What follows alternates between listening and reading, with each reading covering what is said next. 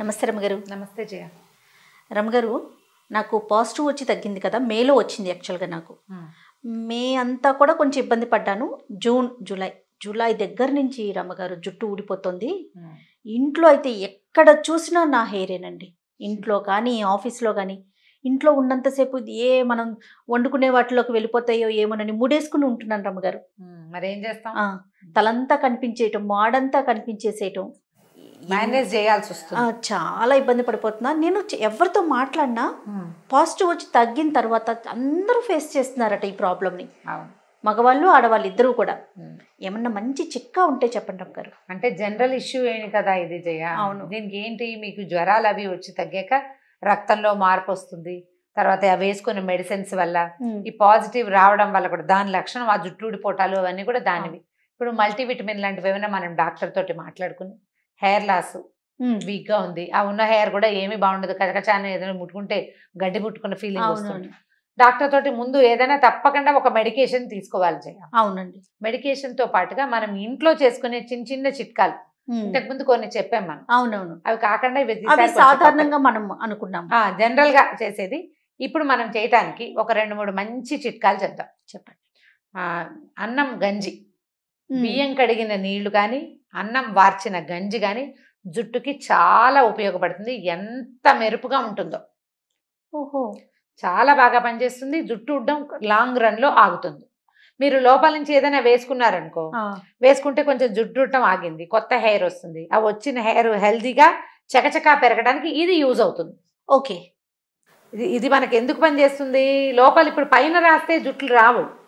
పైన రాస్తే ఏమవుతుంది, జుట్టు సపల్గా మెత్తగా నున్నగా మెరుపుగా. ఇప్పుడు నా జుట్టు మెరుస్తూ ఉంటుంది. అవునవును అవును. నేను కలర్ చేసుకుంటాం కదా, ఏదో హెన్నా పెట్టుకుంటాము, హెన్నా పెట్టుకుని ఇండుగా పెట్టుకుంటే జుట్టు ఒక గడ్డిలా కనపడుతుంది. ఈ గడ్డి ఫీలింగ్ లేకుండా ఉండాలంటే ఏదైనా మనం కండిషనింగ్ చేసుకోవాలి.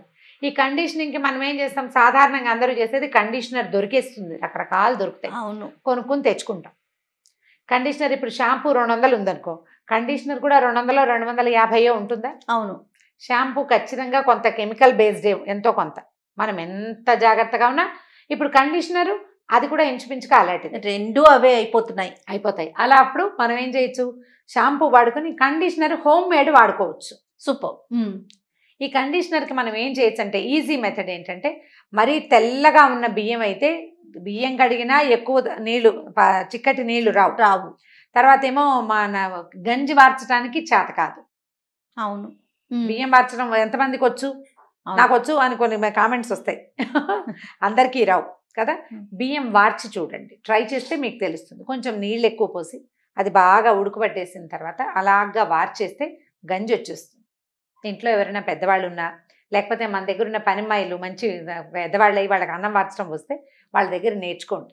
రేషన్ బియ్యం అయితే కొంచెం చిక్కగా వస్తుంది, గంజి కూడా చిక్కగా వస్తుంది. ఇప్పుడు ఈ అన్నాన్ని పారేయాల్సిన పని లేదు కదా. బియ్యం వార్చిన అన్నము ఆరోగ్యానికి కూడా మంచిదే.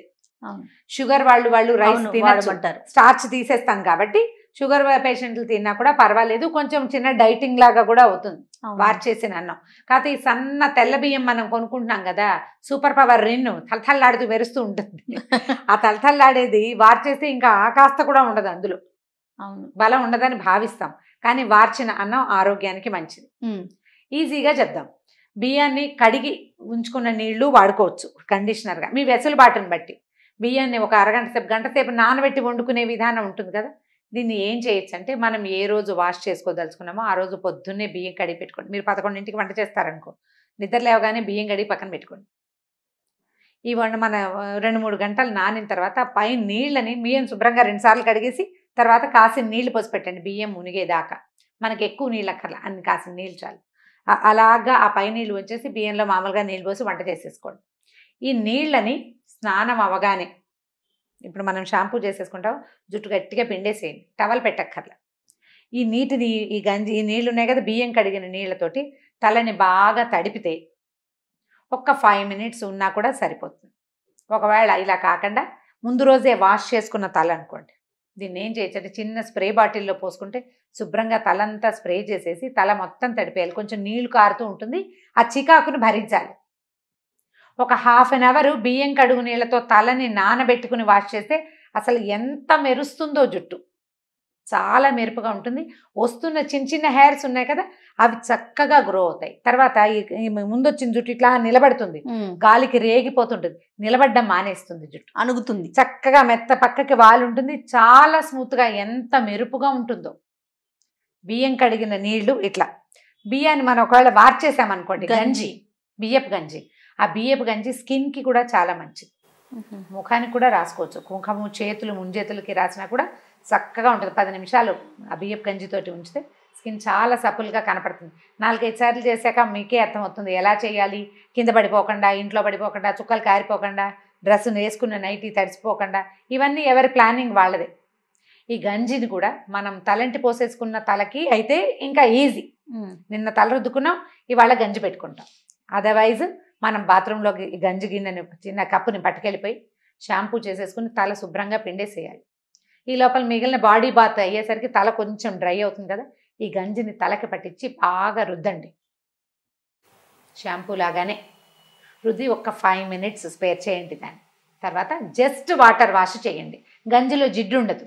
అవును, షాంపూ చేసిన హెయిర్ మీద మళ్ళీ దీన్ని అప్లై చేసాం మనం. ఈ జిడ్డు లేని గంజి బియ్య పిండే కదా, అది బియ్యపు స్టార్చేగా, ఈజీగా వదిలిపోతుంది. అసలు ఆరాక జుట్టు ఎంత బాగుంటుందో. సాధారణంగా ఉండే జుట్టు కూడా అందంగా కనపడుతుంది, చక్కగా అణుగుతుంది. మళ్ళీ తలకు అంటుకుపోదు. కండిషనర్ పెడితే బుర్రకు అంటుకుపోతుంది కదా, అలా అంటుకోదు. కండిషనర్ని మనం జాగ్రత్తగా వాడాలి, తలకు అంటకుండా ఓన్లీ హెయిర్ వరకు అంటేలాగా వాడుకోవాలి. దీనికి మనం మొదళ్ళకి చక్కగా పట్టించుకోవచ్చు. వచ్చే కొత్త జుట్టు హెల్దీగా వస్తుంది. ఆల్రెడీ ఉన్న జుట్టు కొసల దాకా కూడా పట్టిస్తే చక్కటి మెరుపుతోటి ఉంటుంది, బ్రహ్మాండంగా పనిచేస్తుంది. ఎవ్రీ వీక్ చేయొచ్చు. రోజు గంజి బార్చే అలవాటు ఉంటే ఓకే, లేని పక్షంలో వారానికి ఒక రోజు గంజి బార్చుకోండి. ఇది ఇంకొకటి ఏంటంటే, ముందు రోజు వార్చిన గంజి మర్నాటికి ఇంకా ఎక్సలెంట్గా ఉంటుంది. స్మెల్ రాదా? ఏం పెద్ద స్మెల్ రాదు, చిన్న బియ్యపు వాసనే వస్తుంది. వాష్ చేసేస్తాంగా, పులుపు అంత పులిసిపోదు, అంత పులిసిపోదు. ఎండాకాలం అయితే పులుస్తుంది. ఓకే, ముందు రోజు దాన్ని మూత పెట్టి పక్కన పెట్టండి, అసలు తలకు పెట్టి జుట్టు ఎట్లా ఉంటుంది, బ్రహ్మాండంగా ఉంటుంది. నేను గంజితో ఒకటి చేసేదాన్ని రమ్మగారు. చిన్నప్పుడు స్కూల్కి వెళ్ళేటప్పుడు అమ్మ చేసేవారు. గంజి మనం వాష్ చేసుకున్న తర్వాత కుంకుడుకాయలు కొట్టి అందులో వేసేసుకునేవాడు. ఆ గుజ్జుతోనే తలస్నానం బాగుంటుంది, జుట్టు ఎంత బాగుండేదో. అంటే బియ్య పిండి వేసుకున్నట్టుగానే అంతే. ఇప్పుడు కుంకుళ్ళు ఎవరు వాడతారు? వాడట్లేదు కదా, అంత కుంకుళ్ళు వాడేటట్టయితే బియ్యం కడుగు నీళ్ళలో అయినా నానబెట్టచ్చు, లేదా గంజిలో అయినా కుంకుళ్ళని నానబెట్టి వాటితో వాష్ చేసుకున్నా కూడా జుట్టు చాలా అంటే చాలా బాగుంది. ఇది కాకుండా రెగ్యులర్గా చేసుకోవడానికి, ఎవ్రీ వీక్ చేయడానికి ఇంకొక మెథడ్ చెప్తాం. ఎగ్ వాడే అలవాటు ఉన్న వాళ్ళు, ఎగ్ తోటి ఏ అసహ్యము చీదరా లేని వాళ్ళు చేసుకోవచ్చు. ఫుల్ ఎగ్ని వేసుకోండి, వాసన వస్తుంది ఖచ్చితంగా. ఎల్లో వేస్తే డెఫినెట్గా వాసన వస్తుంది. ఓన్లీ వైట్ తోటి అంత బెనిఫిట్స్ ఉంటాయని నేను అనుకోను. ఓకే, ఫుల్ ఎగ్, ఒక ఎగ్ వేస్తే దాంట్లో ఒక 3-4 స్పూన్ల నూనె, ఒక అరచెక్క నిమ్మకాయ.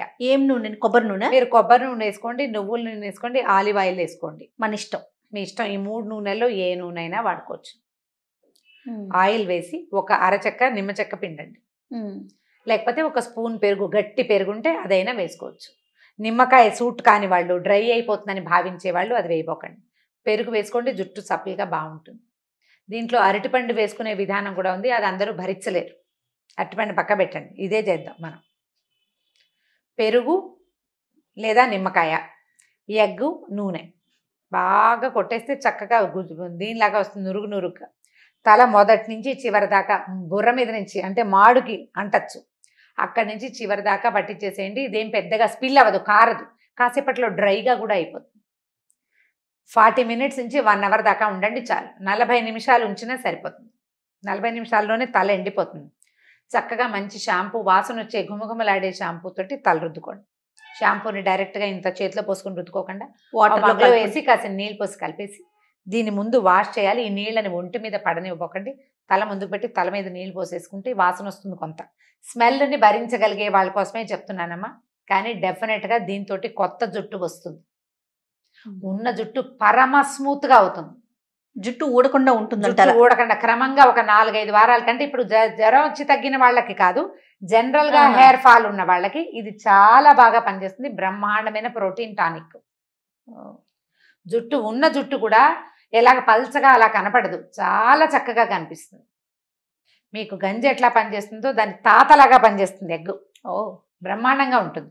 భరించాలి, మనకి నచ్చాలి, బాత్రూమ్ వాసన వస్తుంది, బాత్రూమ్ కడిగేసుకోవాలి, తల వాష్ చేసుకోవాలి. 2-3 రోజుల తర్వాత మీరు మామూలుగా నార్మల్గా నూనె రాసుకొని వాష్ చేసేసుకోవచ్చు. ఈ ఎగ్కి మాత్రం కుంకుడుకాయ పెట్టద్దు. ఓకే, షాంపూనే యూజ్ చేయండి, లేకపోతే వాసన బాగుందేమో. తడిగా ఉన్నప్పుడు కొంచెం చిక్కగా ఉంటుంది, ఆరిపోతే ఏ వాసన రాదు. తల ఆరాక ఏం వాసన ఉండదు. మనకు గనక అలవాటైతే అసలు జుట్టు తాలూకు దాని ఆ సపల్నెస్, ఆ మెరుపు తెలుసుకుంటే మళ్ళీ మనం దాన్ని మానం.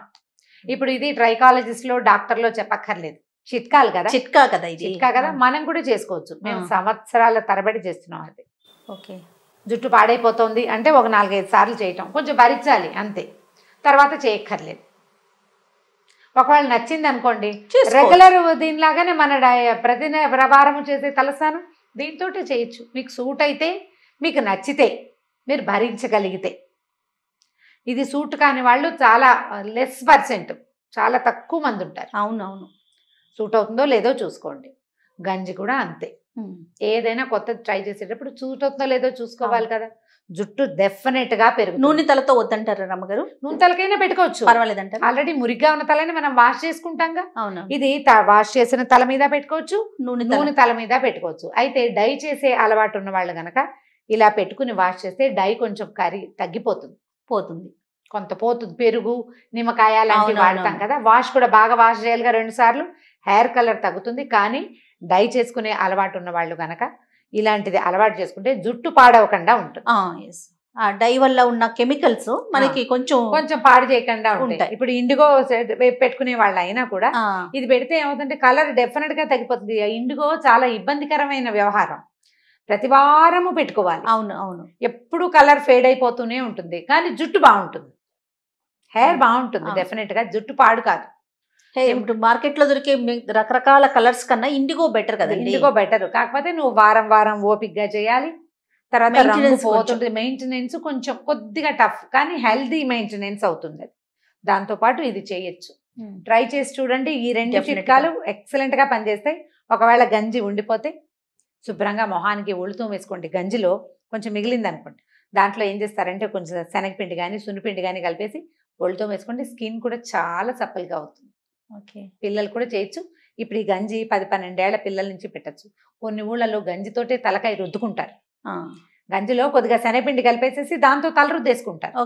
చక్కగా వదిలేస్తుంది. గంజిలో శనగపిండి కలుపుకుని తలకాయ రుద్దుకోవచ్చు. ఇది గంజి మనం రెగ్యులర్ గా వార్చే అలవాటు ఉన్న వాళ్ళు ఉంటే 2 కుంకుడుకాయలు వేయచ్చు, లేదా అంత చారెడు శనగపిండి వేసేసి శుభ్రంగా తలకు పట్టించి బాగా రుద్దేసుకుంటే మురికంతా వచ్చేస్తుంది. శనగపిండి జిడ్డుని తీసేస్తుంది, గంజి చక్కగా హెల్దీగా. జిడ్డు అనుకుంటున్నాం కానీ ఇప్పుడు ఆయిల్స్ అసలు జిడ్డు ఎక్కడ ఉంటుంది రమ్మగారు? మీరు నాకు ఆమదం ఇచ్చారా జుట్టు ఊడిపోతుంది అన్నానని? నేను ఎంత భయపడ్డాను. అమ్మో, హెడ్ బాత్ చేస్తే అసలు పోదో జిడ్డు అలాగే ఉంటుందేమోనండి. రెగ్యులర్ కన్నా కూడా చాలా తక్కువ షాంపూ పడుతుందండి. బాగుంటుంది, జుట్టు బాగుంటుంది. ఆముదం రాసుకుంటే చాలా కొంచెం ఊడటం వరకు కూడా కొంతవరకు పర్వాలేదు అనిపిస్తుంది. ఇంకా ఏదైనా మల్టీవిటమిన్స్ లాంటివి వేసుకోవటం, కొంచెం హెల్దీ ఫుడ్ తీసుకోవటం హెయిర్ గ్రోత్ కి. నా వరకు నాకు ఏమనిపిస్తుంది అంటే రమ్మగారు, కొత్తది రాకపోయినా పర్వాలా, ఉన్నది ఉడకడా ఉంటే చాలు అంతే. ఆ స్టేజ్కి వచ్చిందని. ఇంతకు ముందు చెప్పిన రకరకాల చిట్కాలతో పాటు ఇవి కూడా, వీటిని కూడా మీ వీలు వెంబడి ప్రయత్నం చేసి చూడండి, చాలా బాగా పనిచేస్తాయి. తప్పకుండా అండి. నమస్తే. నమస్తే జయ.